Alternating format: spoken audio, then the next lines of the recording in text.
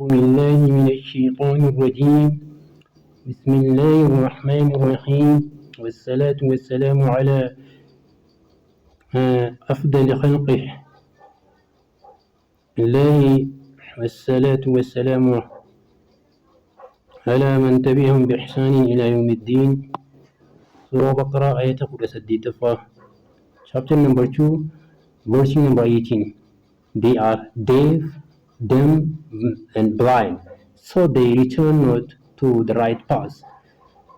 Summun, deaf, jir duudaadha, bukum, dumb, arrabaa hidhamuudha, umyun blind, jaamaadha ija, fahum kanaaf isaan laa hin taane not yarji'uun, they will not return, ka deebi'an hin taane deebi'uuf hin taane isaan.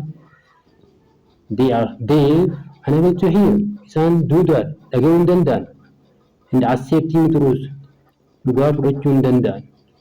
Speak about it, dubbachuus hin danda'an dhugaa. They are blind, isaan jaamaadha, to seeing the truth, dhugaa arguudhaaf. So they do not turn back from their errors. Kanaaf deebi'uu hin danda'an dogongora isaanii irraa.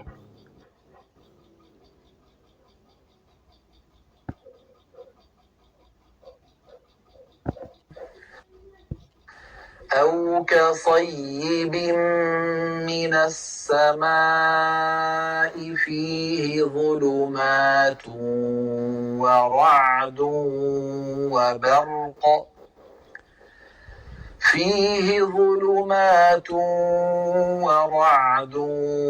وبرق يجعلون أصابعهم في آذانهم من الصواعق حذر الموت والله محيط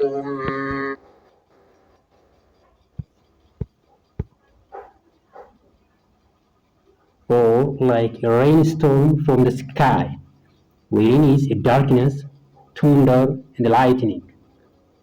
They thrust their finger in their ears to keep out the stunning thunderclap, fulfilling of the deeds. But Allah ever encompasses the disbeliever. Allah will gather them all together.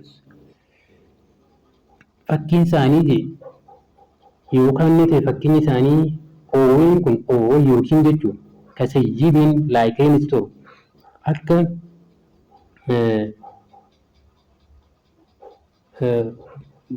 bahakkaa samii rooba keessa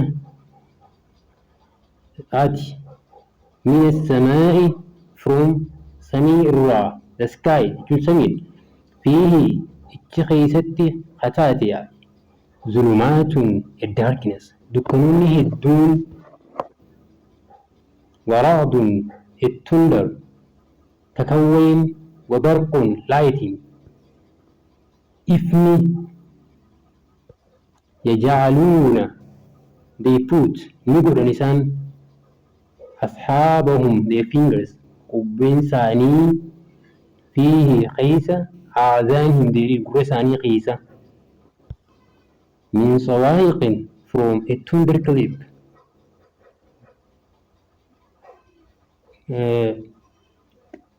bahakkaa irraa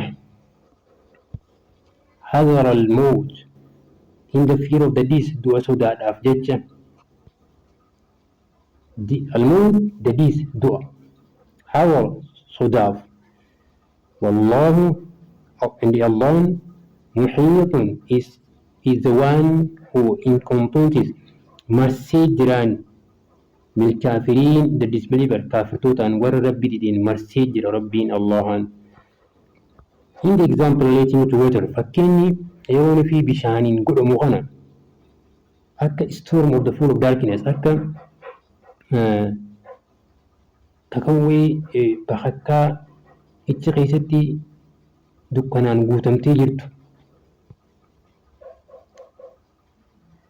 Calaqqiin ifaa kan jirtu kun ibse namoonni gariin some people are terrified by it.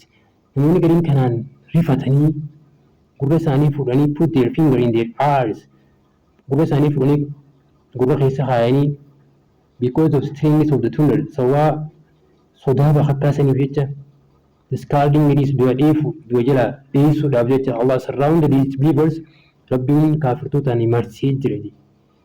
He has absolute power, rabbiin aangoo guututti irra qaba jedhe. So they cannot escape him, misila dhiisanii bahuu hin danda'anii jedhe.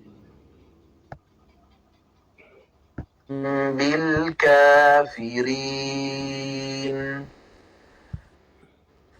يكاد البرق يخطف أبصارهم كلما أضاء لهم مشوا فيه وإذا أظلم عليهم قاموا ولو شاء الله لذهب بسمعهم وأبصارهم إن الله على كل شيء.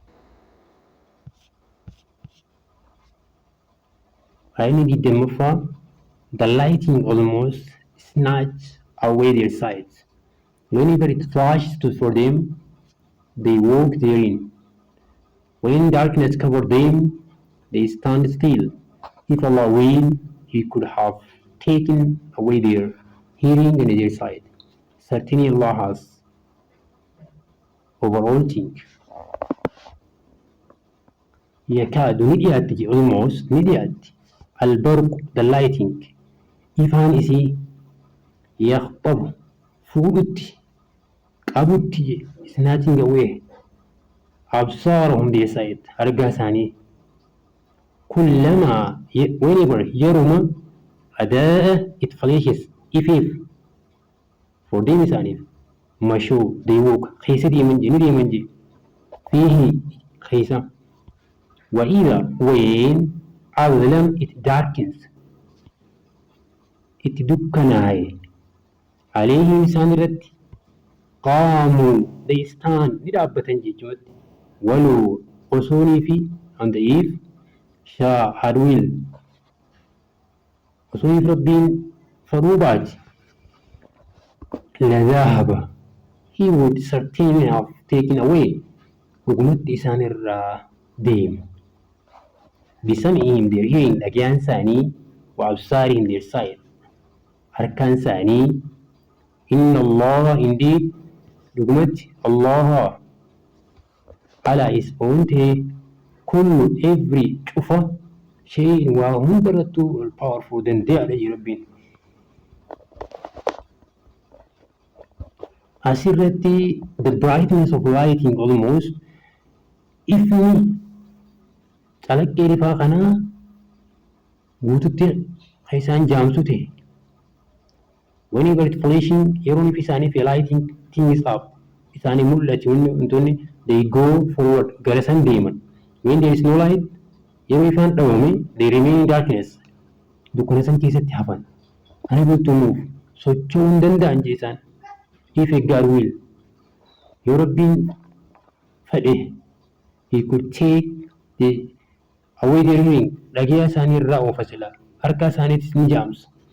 He is absolute power of all things. rabbiin waa hunda irrattuu dande'aadha. No returning to him gama isaan deebi'an because they turning away from the truth. maaliif jennaan dhugaarraa haqarraa maqanii jiran isaan kun. The rain in storm could be likened to the Quran. roobni isa keessatti kakawween bakakkaan jettu san fakkeenyi isaa akka quraanaati. Thunder clip it is warning. bakakkaan icha keessaa kakakaw jettu san ammoo akeekkachiisa.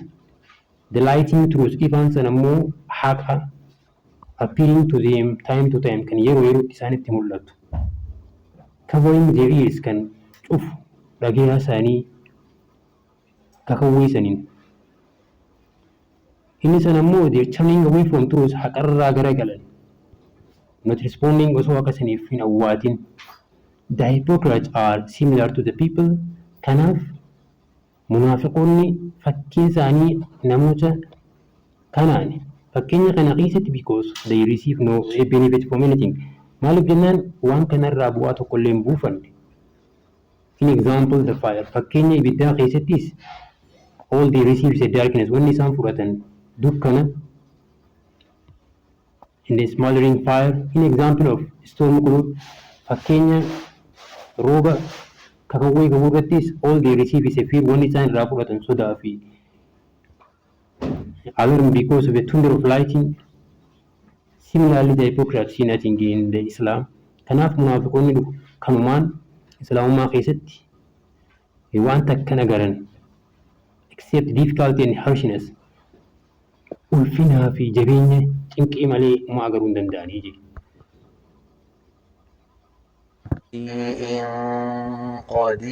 قدير يا أيها الناس اعبدوا ربكم الذي خلقكم والذين من قبلكم لعلكم تتقون. O mankind, worship your Lord Allah, who created you and those who were before you, so that you may become al-muttaqin. Yaa ilmaan namaa, waaqa tokko qofa waaqessa, rabbii tokko qofa gabbara, who created you, isa isin uume, those who were before you, isa warra isin duraas uume. Kun ammoo akka isin rabbi sodaattaniif jecha. يا أيها الناس, يا المنما, the nas, the mankind, اعبدوا worshipping gabbara waaqessa rabbakum your Lord, rabbii qeessan, الذي the one isa خلقكم creating you, isin uume, والذين and those who من قبلكم from before you, warra isin duraas, لعلكم so that you may become righteous, تتقون akka nama gaarii rabbi sodaatu taataniif jecha. O people, yaa nama, yaa ummata, worshipping none other than your Lord, waaqa tokko qofa waaqessa, rabbii biraa hin gabbarina, because he creating you. Maaliif isa gabbartan jennaan isaatu isin uume. The people before you, isin qofaa miti warra isin duraa isaatu uume, so that you may save yourself from suffering, akka taataniif, isin akka baraaramtaniif miidhaarraa badiirraa by following instruction, ajaja isaa qajeelfama isaa hordofuun, keeping away from what he has been forbidden, waan inni dhorke irraa fagaachuudhaan.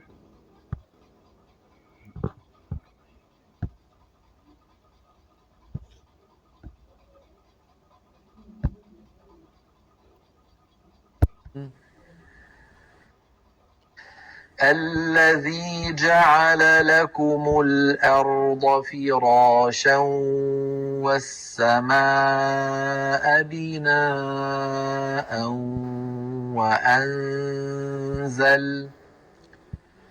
وأنزل من السماء ماء فأخرج به من الثمرات رزقا لكم فلا تجعلوا لله أندادا وأنتم تعلمون. Chapter 2, verse number 22. Who has made you